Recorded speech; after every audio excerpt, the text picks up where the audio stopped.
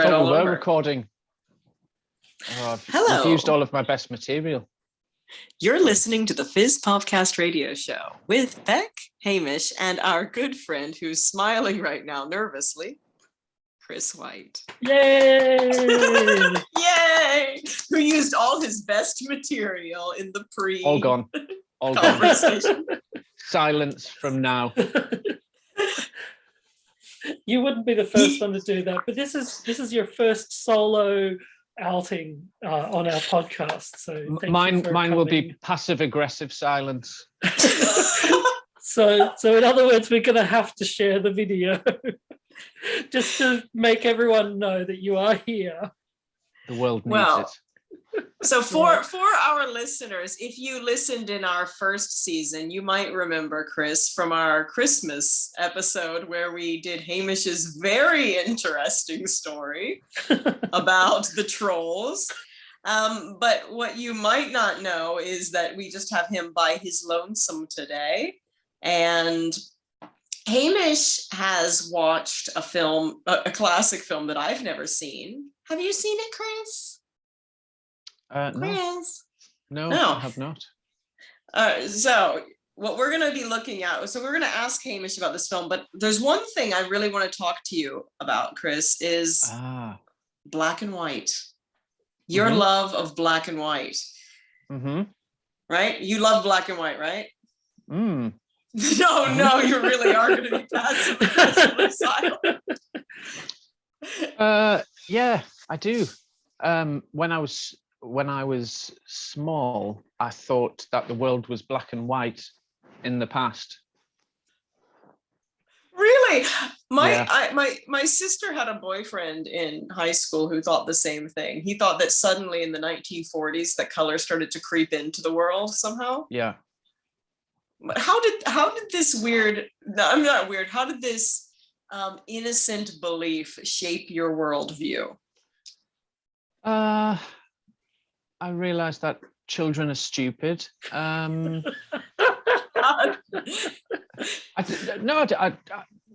don't know, but I loved watching black and white films when I was a kid. We have Channel 4 here in the UK, which always showed old films on an afternoon through the week. So when you finished school, most people would come home and watch Neighbours, and I would watch the Channel 4 film. Anything that was on. Always very British, and oh, there we are, dear boy, well done for killing that snake. And I do kind of feel sorry for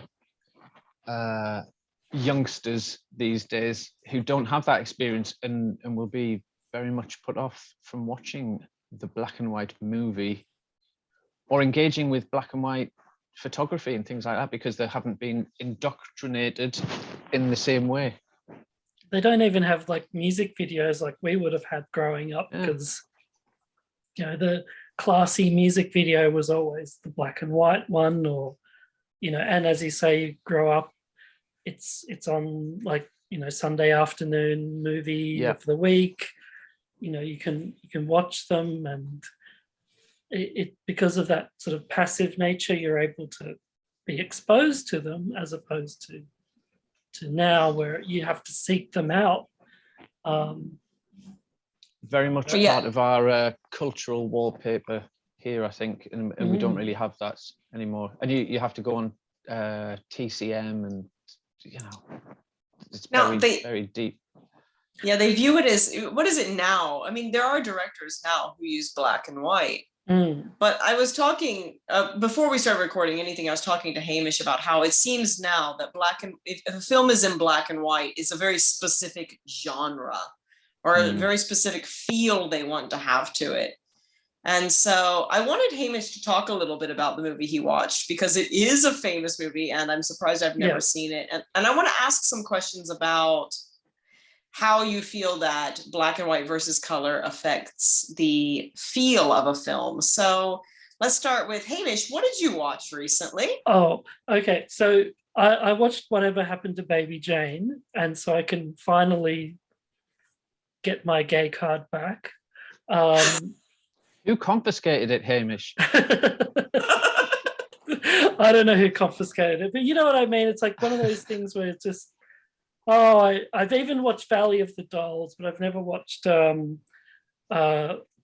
Whatever Happened to Baby Jane. And I know it from mythology. I know I've watched all the clips, but seeing the whole thing as a singular film, I've never watched until the last couple of days.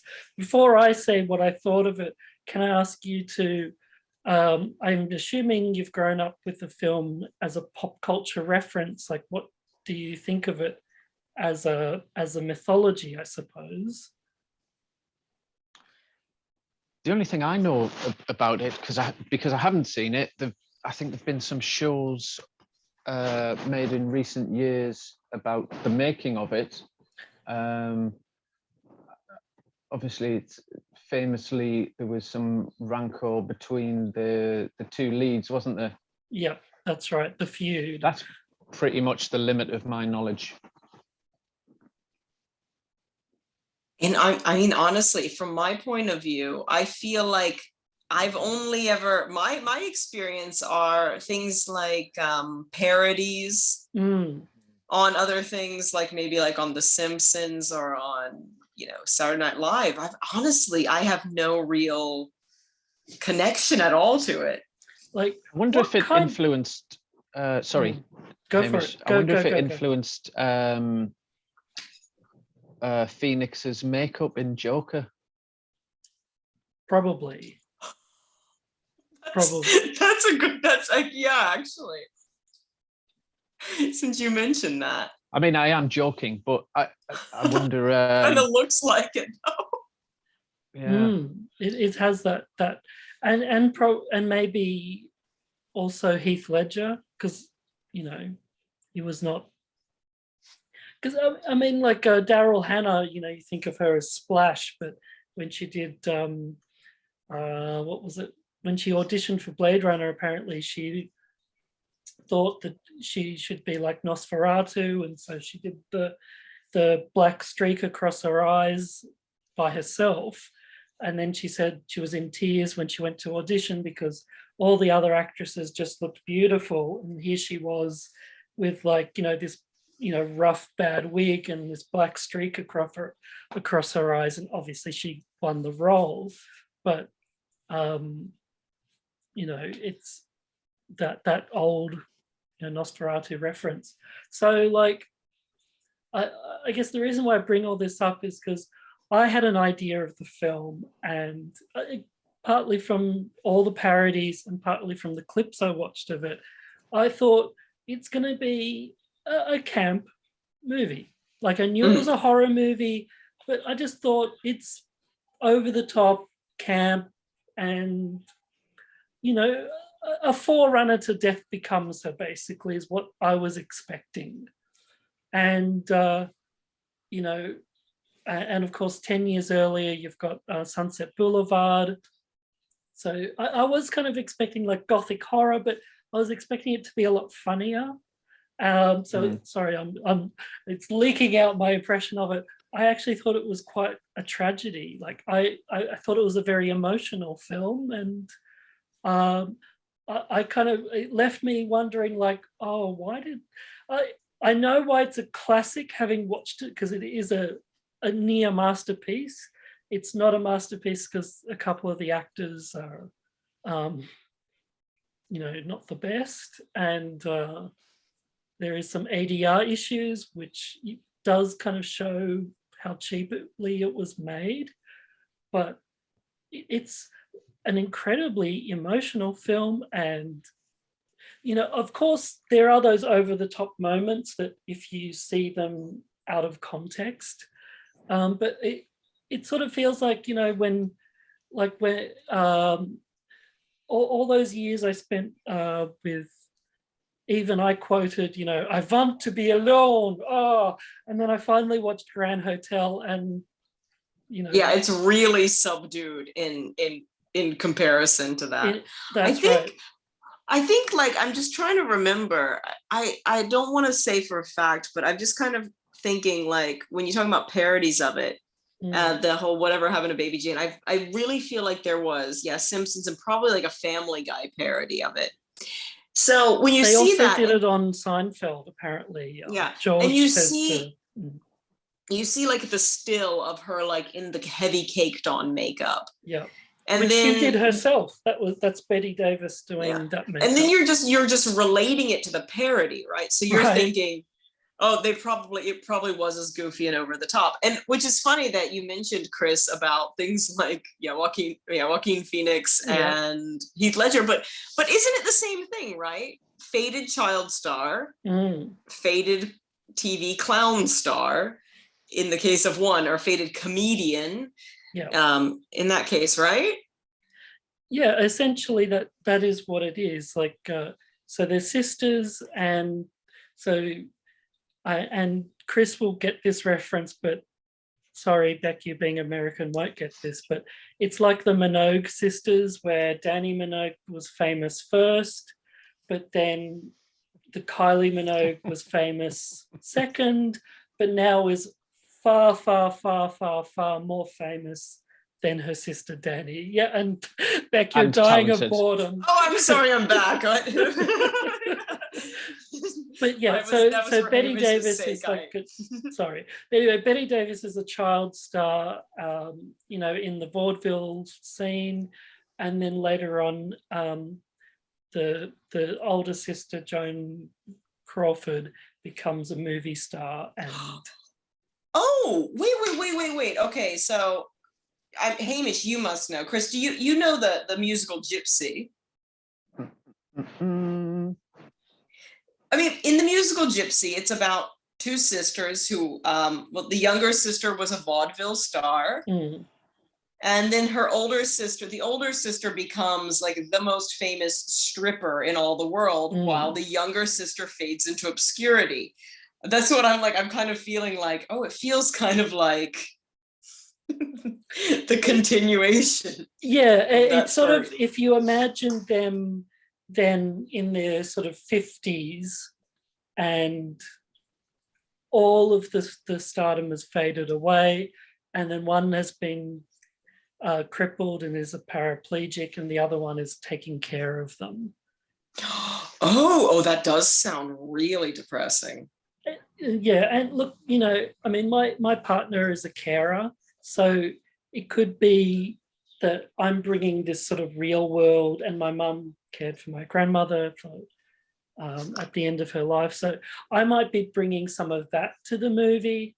But I don't know, there's a lot of these movies that people find funny, like Muriel's Wedding, but because Muriel's Wedding mirrored so much of my childhood, I don't find that movie funny at all. I like watching Whatever Happened to Baby Jane. It's like I kind of don't understand why it became a camp classic, even though I do, because obviously Bette and Joan are gay icons for other things, and of course the famous rivalry, and there's this whole mythology around it, and there are very funny things that they do say, but it's, I don't know. Anyway. All right. So I want to get into the whole idea here, and this is, we're going to bring Chris back in. Yeah.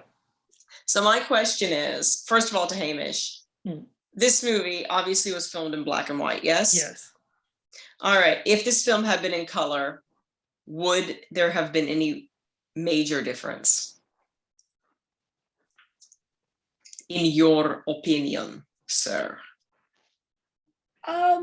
Answer the question. Yes, I will say I think so, because I think by being in black and white, you can see the way that the color is sort of being drained from their world.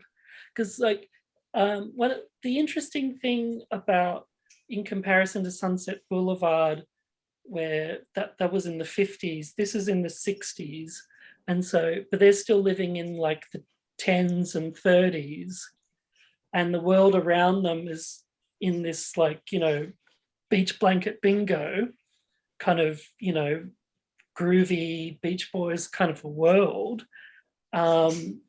It's so jarring, like the inner world of the house and then the outer world. I can see it in color, but I just think I would almost be like what Chris is saying is like, if you had to do it in color, I'd feel like outside the house would be in color and then inside the house would be in black and white. I don't know. All right, Chris, can I get your input? Well, I was going to say, I wonder if there's something about black and white, obviously not at the time that these films were released, but there's something about black and white as an aesthetic choice, which obviously it can look beautiful, but is there something in that in which it strips away some of the distractions that you might have, and so that you just concentrate on performance and emotion and dialogue, so the images are there, and yes, they can look beautiful. Does that make sense? Yeah. Yes, exactly. Yeah, that makes perfect sense, actually. So if like Hamish, you're a filmmaker now and you make the choice to use black and white, there is that. I mean, is that why you used black and white? Yeah, for silence, I use black and white because that reason, like I wanted to, without having seen, films like Baby Jane, but I wanted to highlight that their world had sort of become without color. It wasn't just a pleasing aesthetic choice, even though it was originally shot as a music video. But yeah, that was the point. Even though I do get plenty of reviews saying, "Oh, I wish they hadn't have done the, what do you call it, the filters." But I don't know. I think maybe people haven't grown up with black and white, and so they're not used to that language. But now there's a whole bunch of them with like the Lighthouse and so on. Oh yeah. Oh, so yeah, Eggers, right? Isn't he Eggers, right? His name? Yeah. I mean, obviously, if that film had been in color, that would have been bizarre. What about colorized movies? How do you feel about colorized movies in general? God. Oh yeah, I wish our listeners could see the face that Chris just made. That full reaction. But Chris loves Cirque, and those films look like they're colorized. Yeah, they're sort of oversaturated, aren't they? Very beautiful. Colorized? No. Just no. Just don't do it. The one that springs to mind is It's a Wonderful Life. Oh. That one has the thing I was talking about earlier, where it looks like everything is just some sort of pastel, like Easter eggs. Horrendous. And I'm not sure that they could have made it any better, or is it because you grow up so used to the black and white version? I'm not sure, but it just looks terrible, awful. No. Well, yeah, I think one thing that a lot of people forget about It's a Wonderful Life is less than half the movie is actually happy.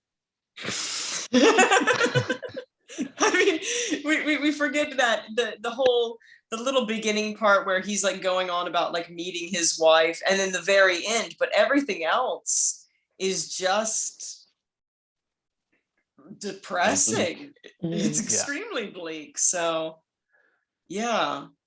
No, one thing, it would be fun to see the Lighthouse colorized in the way like they used to do, like if like the way they used to colorize old photographs, where they would like paint them in so they looked like really weird old 1800 hand painted photographs. That would really mentally throw me for a loop. You're like, what's happening? That would kind of be interesting as an aesthetic choice, to have like a colorized black and white film as a choice. Like my grandmother did that as one of her jobs, was colorizing black and white photos back in the day. But like my feeling is like when you see Betty White, not Betty White, it's wrong Betty, Betty Davis in color, I just don't think she has that same oomph. And the same for Humphrey Bogart. I think in black and white, Humphrey is like so handsome, and then in color, it's like, oh, it's a guy. It's a guy with a rather large head and a small body. Oh no. Oh, big head, small body. There's nothing wrong with men who have big heads and small bodies, right, Chris? Stop saying that just because I'm here.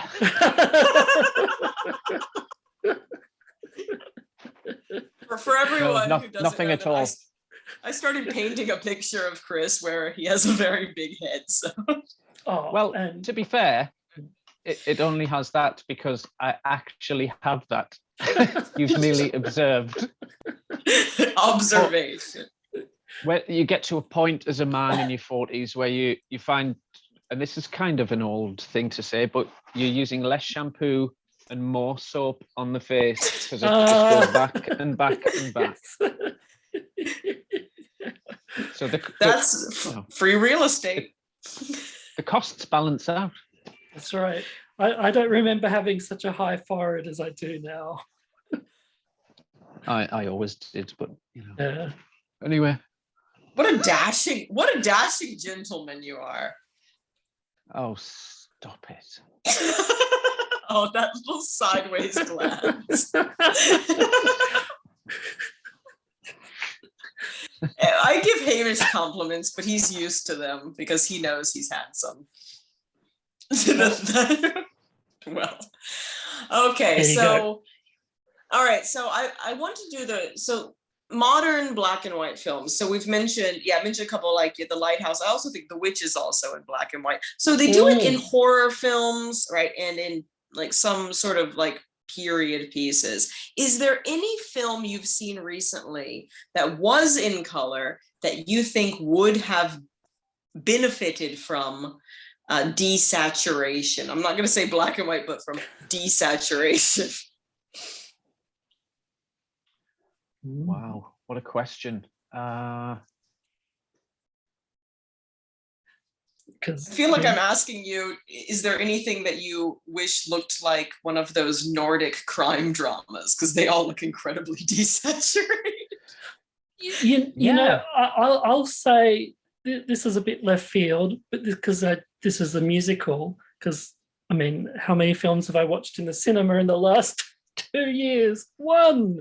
But Respect, I think it should have been a desaturated color, and to kind of mimic that kind of documentary video that they had in the kind of 60s, 70s. So I think, even though it's not black and white, because you broadened it to desaturation, I would say Respect, because I don't think it would have made it better per se, but I think it could have added to that feel of authenticity. All right. Okay, we have Hamish's. Well, I've just thought they did that with Parasite, didn't they? They released the black and white version, which was quite striking, actually. Yeah, they did. And I think that served to make the house more of a character. I agree completely. I agree. Because it really emphasized the architecture and the shadows, and that was quite beautiful. I can't think of a film that they should desaturate. I can think of plenty that they should burn the negatives for. But every film is someone's favorite film, so you know. Yeah. You mentioned it that way. In any film where something, like, I think like a building, a house, or something like that, or some sort of art piece or a sculpture is a character, I think desaturation, or even going, I mean, I honestly, now that you mention it, I would like to see Planet of the Apes in black and white. The original Planet of the Apes with Charlton Heston. I honestly think the color is extremely distracting, especially in the human characters. It really is. The color is extreme. And imagine, like, you don't really think about what what a horrific story it is, because it's jungles and like colorful. But if you made that black and white, the starkness of it, changed the music for something far more dramatic, you would be on, like, you would have basically sort of like a near horror film in your hands. Because it is a horrific situation, really. You know, you go out into space and then you come back and then you're in a parallel universe. Blockbuster's closed down. It's not the 90s anymore. Where is everything? Yeah, I know. I miss it. So I kind of do. I go, you know, scrolling through Netflix is not the same as wandering around Blockbuster or Tsutaya in Japan. Like as, because it's that commitment of like, I've gotten out of the house, I've gotten dressed, and I'm at the DVD center, and the DVD center. Well, but anyway, the video store, wherever. Where are you going, Hamish? Somewhere. I'm just going to the DVD center. It'll be half an hour.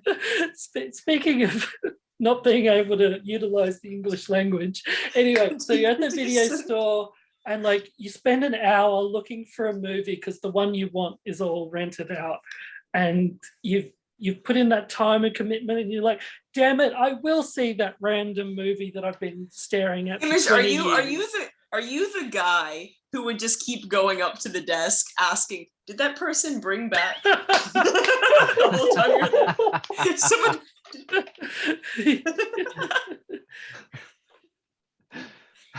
Have you got the colorized It's a Wonderful Life back yet? Or you really want to watch Legend, but you want the release that has Tangerine Dream. Legend decolorized would be good in black and white. And actually, if you have the version that uses the classical music instead of Tangerine Dream, it makes it into like a beautiful, really authentic fantasy film. Whereas the color version with Tangerine Dream, all I can imagine is Tom Cruise in the sparkling go-go dress armor. I mean, come on, tell me it is not. It is a go-go dress. It is honestly a sparkling go-go dress, and it's chef's kiss, beautiful. Oh, bless him. Bless him. So. I want to decolorize. What would it be awful to like? Now I just want to decolorize Baz Luhrmann films just to see, because that's hyper saturation right there. I don't know if you could tell, like, because that's like one of my university professors when I studied photography. He would say you've got to learn black and white first because you need to know like the gradient.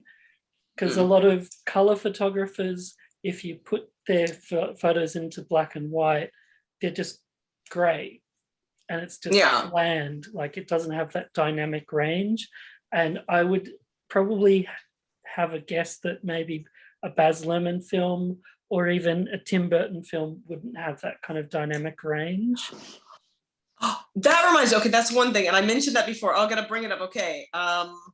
Talking about, because we were talking about film noir, bit of noir, and I mentioned David Lynch, who does use color, but uses some really bizarre color. Chris, David Lynch fan, yes or no? Yay or nay? Meh. You're maying Lynch? Lynch, who's just decided, I'm just gonna put some just random like vibrant blue, just light going through this shot and never explain to you why.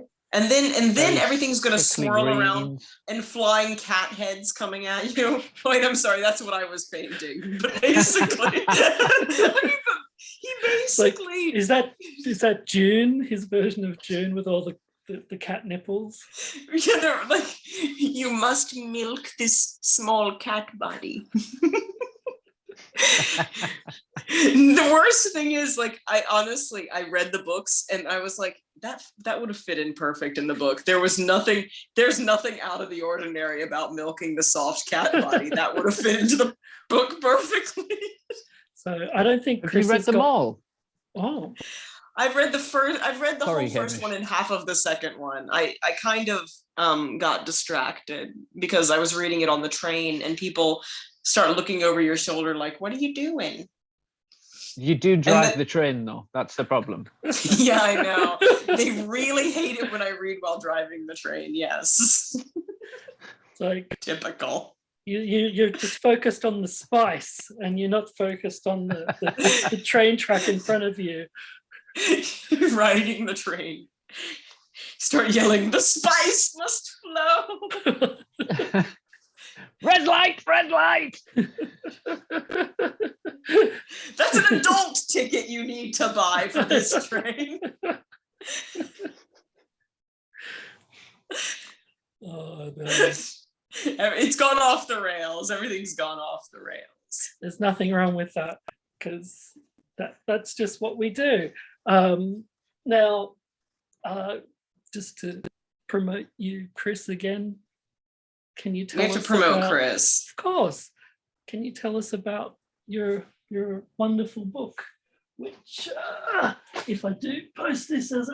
Chris, is your book is still available, isn't it? I don't know.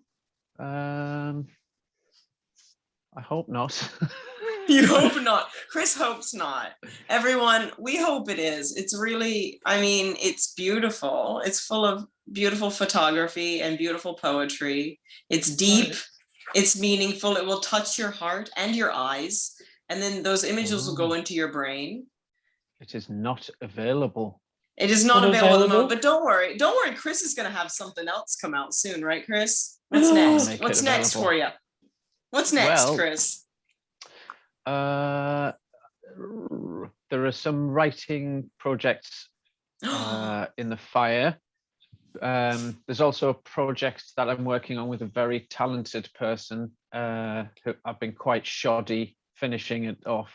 But I can't say too much about that. Eyes, yes. Okay. This is going to have to be a video because we need to see your expressions. So for people who don't have telepathy or telekinesis or anything, I don't know, something, Chris just leaned forward and looked at me with that forehead of his because I know what he's referring to. He's referring to a project. Chris, you take your time on it. Take your time. What else? I am painting quite a lot. I get quite easily diverted into other things. That's the word I was trying to think of at the beginning. Diverted. You said Henry got diverted. Full you circle. Couldn't remember it for yourself. Oh God, it's been a hard week. Yeah, quite easily diverted, distracted. So I'm painting quite a lot at the minute, and then it'll be judo. Yeah. Sorry, I was going to say it'll be judo next week, or I'll decide that I want to be a potter or something like that. Sorry, Hamish. I was just going to say Brando is famously hard to work with, so maybe the ghost of Brando is coming into your studio and wearing ice bucket hat and refusing to continue unless he wears an ice bucket hat. The ice bucket hat. Oh, yeah. Bless him. Brando this weekend, so. Which means it will be finished by the time this will get released. So, yes. And yeah, so all of our listeners who follow us at FizzPopcast, they surely can find you on the Twitter, can they not? They can, my dear. and how could they possibly find you on the Twitter? They can type into the search bar at Whyteology. That's WHYTOLOGY. And you will find Splendor in the grass, madam. Is that him? Yes, that's him. The one I've told you about, mummy. And this is why it was we all love worth Chris. it for that. It was all worth it for that. and this is going to die in seconds. But thank you, everyone, for joining and listening or watching. And thank you very, very much, Chris, for joining. For having me. And hopefully Thank he'll be back so to talk much. about Rupert Everett at some point in the future. Yes, we must do our Rupert episode. We must. Oh, you're all lovely.